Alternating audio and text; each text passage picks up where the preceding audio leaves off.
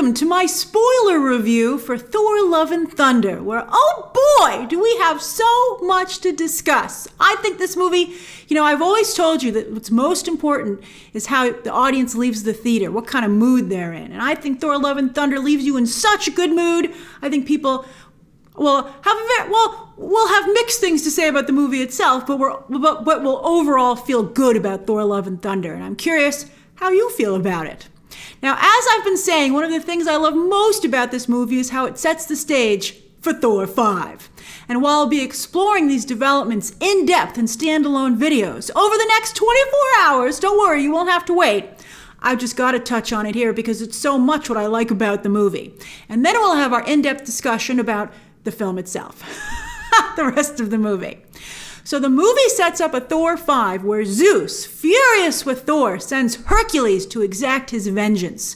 Hercules being none other than Roy Kent. Oh my God. And by the way, is Brett Goldstein really that buff? They showed it so quickly, but I was like, his pecs are huge with lots of manly chest hair. I mean, I was so happy when I saw this. But again, it was so quick. I was like, which is brilliant because you're like, give me more. I mean, Thor versus Roy Kent writes itself, and I wish I could watch that movie right this second. And now you know why I'm like, forget Star Wars, Taika Waititi, make Thor 5. Jane Foster also dies. She only lasts one movie, like a Marvel villain. And I'm glad, though, because she's an awful Thor. So let's just skip right to the Valkyrie part, where she's Valkyrie. But I guess she's going to need a different name, because we already have a Valkyrie, although they share the screen time so much. And I guess that's kind of a foreshadowing, because she and Valkyrie are such good friends in this movie that it's foreshadowing that they do indeed become sisters. But they're almost like thing one and thing two in this movie because neither one of them really has their own identity. They're just the women in Thor's life because they're handled so poorly. But anyway, she goes to Valhalla where she's greeted by Heimdall with a new look. He has a new look. What'd you think of his look? But Idris Elba is back, baby. So I'm very excited about that development. I'm like, oh, this is going to be good. And then, of course, the most significant change, totally new and not from the comics. This is just totally an idea of the MCU, but I would like to see it reflected in the comics. And that's that Thor, encouraged by Jane before she dies, agrees to adopt Gorr's daughter, who Gorr has brought back to life. Because he's dying too! Which is why you need someone to look after his daughter. Because of course he's dying. Marvel always kills their villains after one damn movie for the most part. It's so stupid. I like the look on Thor's face, where he kind of didn't want to do it at first, and he was still pretty upset with Gorr, but, he talked up a big game, and he, of course, had also just lost Jane.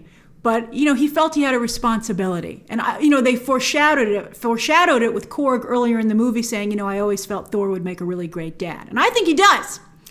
And it seems, by the way, that Gorr's daughter now has the powers of a god, the god Eternity. We'll talk about that more in the standalone video. But when this was first happening, I thought it was incredibly jarring to see Thor, single girl dad, in the kitchen scene. And I was like, what's happening? I was having a hard time getting my bearings. Because I was like, is Thor really now a dad? Is he going to be a family man? It was just very odd. And I was like, I didn't know how I felt about this being such a permanent change for the character. But then when they had the last shot of them, I liked when the spaceship opened and it revealed that she wasn't going to school, but she was going into battle with Thor because he was continuing to help the universe. And he's like, see the stripy guys? We like them. We want to help them. And so they leapt into battle, and then Korg, with his narration, said they were known throughout the galaxy as Love and Thunder. That just hit me just in the perfect way because I thought it was so sweet, and I was like, oh, that's what the title refers to. That is just so awesome. And I came to really like this development, and I just thought it was great. I'm curious to how everyone else is going to react to it. I don't think everyone's going to love it as much as I do, but it was a whirlwind of emotion, but I came out in the end in a happy place. And again, we'll talk about all three of those things in depth in standalone videos going up in the next 24 hours. Again, you don't have to wait, but these developments are what made me really love this movie and so excited for what's next for Thor. Thor and Friends. All right, so that's like the last 20 minutes or so of the movie.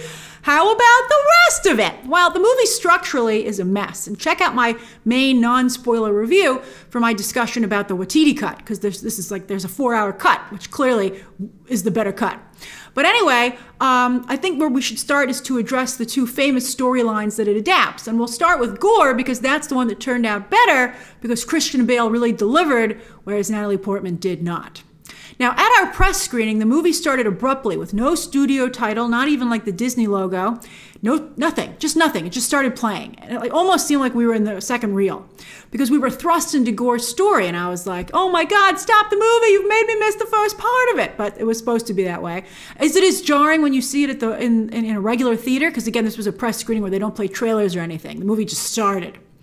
But I was pulled so quickly into the film by Bale's tour de force performance.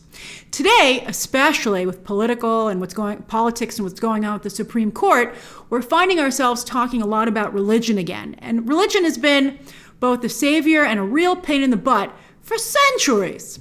But anyway, it was fascinating and gutsy to see Taika Waititi so boldly address the elephant in the room. And that's that if there is a god or gods, and they care about you so much, and if you devote your whole life to them without question, then why is there so much suffering? I mean, I thought it was a valid question, and I wish this could have been explored more. But what we get is still very sophisticated and intellectual for not just a comic book movie, but for a Marvel comic book movie. So I was thrilled. What else is in the 4-hour cut? Release it, you cowards! All right, after that intro, though, the Gorr storyline just devolved into a mess, and he literally took a back seat in his own storyline. By the way, is he wearing sweatpants? I could swear he had cream-colored sweatpants on. Like when he was dying in the desert and he was lying on the ground, I was like, I could see the cuff of your sweatpants. Did you just go to Target and get those? I mean, I'm supposed to feel you're an alien, man. We never really see Gorr fight anyone. In the comic, his kills were iconic. He only kills that one god in the first scene on screen, and then everything else is off screen. It was ridiculous. And then also, I didn't like the idea of him creating those generic shadow monsters to fight everybody else, those spiders. I was like, really? Gorr is such a unique and interesting character with such a great and sophisticated motivation, and then he just boils down to like a Spy Kids villain with those creatures.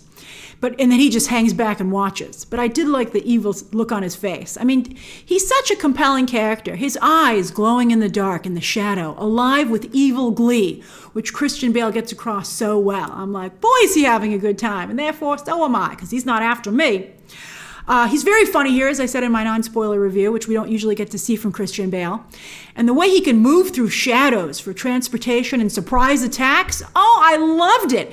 It was so great. Such a waste of an amazing villain. Not just in that they killed him, but they even wasted him in this movie. He didn't even get to shine here. Damn it. Then that whole thing about him trying to get to eternity, which is actually a god, to make a wish. Will it be to kill all the gods? That's what they thought his wish would be. And I think that's maybe what he thought his wish would be. I don't know if he did. I kind of got the feeling he was going to wish to bring his daughter back anyway. But Thor talks him into choosing love. And so he wishes to bring his daughter back, especially because Thor said he will take care of her. But Thor, can you make a wish too? Bring back Jane. Bring back Gorr. Bring them both back. I guess gods can't make requests of other gods. But I'd be like, come on, man. In the comics, though, what happens to Gorr in the end is that he becomes a god himself. And the irony in that was delicious. And I wish that they had been able to do something interesting like that instead of this more cliche ending. Although I did like that Thor got a daughter, so I guess I'm fine with it. Anyway, I was also very uncomfortable with all the school shootings these days, and especially reading the accounts of what happened, to have all the children of New Asgard being rounded up as hostages and their lives threatened kind of a lot like they were in a classroom, and definitely had that same vibe. And for Thor to temporarily give them his powers so they could fight back, I felt it trivialized a very serious situation. And to see those little children fight for their lives made me cry, but not like in a good way. I felt it was really distasteful. And I think it was supposed to be an empowering moment, but to me, all I could see was these children losing their innocence. And also the idea that maybe a child would see this movie and think, oh, I'll do that. And I'm like, but you won't have the powers of a god. I just really don't like children being in that situation. And I know that sometimes it happens, but Taika Waititi did a great stuff with the discussion about gods with Gorr, but I just didn't think he handled this well at all. And I'm surprised, in fact, after what happened in Texas, that they didn't cut this from the movie and reshoot something else. I would have. to be honest with you. As for the Jane Foster storyline, I thought it got off to a really strong start. I loved seeing how successful Jane has become and her refusing to accept her stage 4 cancer diagnosis. It was great to see her friend again, although very insanely briefly. Searching furiously for answers in her lab. It's the stuff of many great movies, the scientist who just won't accept their fate. Although here she decides to turn to, again, what is magic if not science that you can't explain? But there was another reason for Mjolnir reaching out to her, which we find out in the flashbacks to her and Thor's relationship. And I thought this was good too. I liked seeing how happy they were together and like the somewhat normal life that Thor got to lead. And I liked how stripped down these scenes were. They almost had a Kramer versus Kramer quality to them, which I thought was interesting. And then also, when they were still in a good place, Thor asked Mjolnir to always protect Jane for him. I don't think he quite understood the ramifications of what he was doing at the time, but I thought that was interesting. And that's how Jane becomes the Mighty Thor, because she's sick, and so Mjolnir decides to look after her. Although Mjolnir's just making her more sick, so you're not helping Mjolnir. But anyway, I preferred the reasoning in the comics that Thor became unworthy and could no longer wield Mjolnir, and Jane felt there must always be a Thor. That was the actual line from the comic. It was fantastic, and so she decided to see if maybe she could fill the space, and she did, I think, quite well. But Natalie Portman doesn't. Natalie Portman, I think, is a huge disappointment here. And I already really went in on it in my non-spoiler review. And so let's just leave it at that. Because Natalie Portman did try her best. She didn't phone it in. I think she really, truly wanted to do a good job. But she just, I think, was at the end of the day really bad at it. And so I think we should never speak of this again. And which is a shame, because I liked the character in the comic so much. I read that whole run, and I really enjoyed it. But oh boy, I love the running gag of Thor not only having to deal with his ex Jane Foster, but acting as if Mjolnir was also his ex, and that Strombreaker was pretty jealous to have Mjolnir back in the picture. Hemsworth deserves so much credit for selling these scenes of having him have heart-to-hearts with his hammers. Like he's like, hey, Strombreaker, are we good? And the way Strombreaker would sometimes drift into frame menacingly was hilarious. I love humor like that. I thought it was just fantastic. And it's things like that that make me want to see that 4-hour cut, which Taika Waititi and Chris Hemsworth have described as Monty Python-esque, as I discuss in my non-spoiler review. I also thought Russell Crowe was hilarious with his silly Greek accent and prancing around as Zeus with his curls, and he does the swirl Heatherette baton catch with his lightning bolt that was just inspired. But he's still at the same time also very dangerous. It was great. It was funny to think that he was at one point the star of Gladiator, but I give Crowe a lot of credit for embracing the way he looks today and making it a strength in this new role. This is one of the best things I've seen Russell Crowe do. And so while Gorr is dead, Zeus lives on, thank goodness, because I'm very happy we'll get to see more of this character. He'll be an even bigger part of Thor 5. And wow, Taika Waititi's trilogy. He goes from Cate Blanchett to Christian Bale to Russell Crowe. And 2 of those are Aussies. I just think that's fantastic. What a lineup, and I think it really helps his movies. If only he didn't kill them all off. All right, but at least he kept Russell Crowe alive. Tessa Thompson really has nothing to do in this movie. The closest she gets to some romance is kissing the hand of one of Zeus's handmaidens. And I felt bad because she was so great in Ragnarok. But really, again, as I said, thing 1 and thing 2, just splitting these 2 characters. They're just splitting the female lead role instead of really having their own unique roles. Korg's development was interesting, though, especially the reveal that he comes from a species of only men, who make babies, he explains, by holding hands over lava to form a new being, and I guess they break off from that and then grow back new hands. Because they can grow back. Korg is just a face for a while, which didn't really work for me, but he grows back into a full Korg, to a full-sized again, and he meets someone. He meets Dwayne, and they decide to start a family. And Dwayne is just basically Korg with a mustache.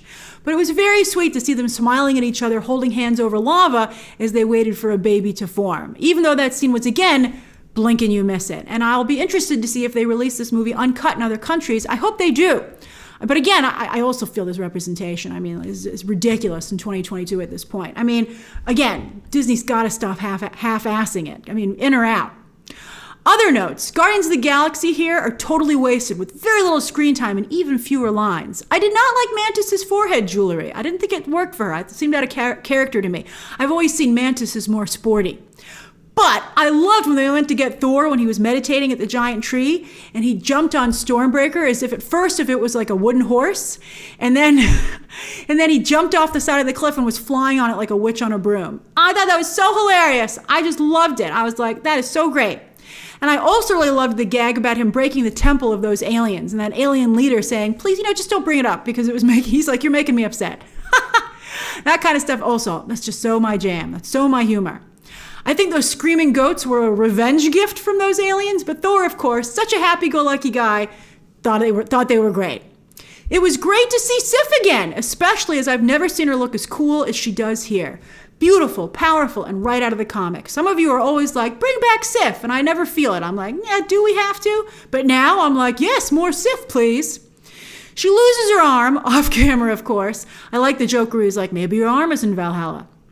But that would be a great callback in Thor 5. If Sif's arm is there at the table with holding on to some mead. I think that would be great. What is a stein, right? A goblet of mead. But she seems to replace her arm pretty quick because she's got 2 of them when training Heimdall's son. And I loved introducing Heimdall's son. I thought they picked a really strong, likable child actor, and I like focusing on a new generation of Asgardians. And since Heimdall's in Valhalla, a reunion must be on the horizon, which is very exciting. I would age this kid up quick, though, so maybe he can join Young Avengers, Thor's daughter maybe too. And then, of course, Matt Damon and Luke Hemsworth and Sam Neill all return as the new Asgard Now theme park performers. Although the Melissa McCarthy as Hela gag was ruined by on-set leaks. And then I couldn't believe Ben Falcone was in there. She got him in there. He's like the mighty Melissa McCarthy at this point. And it makes me sad, again, that Natalie Portman is so bad in the role that it totally changes how I feel about Jane Foster as Thor, who in the comics was fantastic. But Thor is still awesome and has at least one more exciting adventure ahead of him. Oh my goodness, I love it so much. So that's my spoiler review for Thor Love and Thunder. Again, lots more spoiler coverage coming in the next 24 hours, coming very quickly, and more videos planned for next week. Share your thoughts down below and subscribe today. And of course, as always, you can check out some more videos, other videos right now.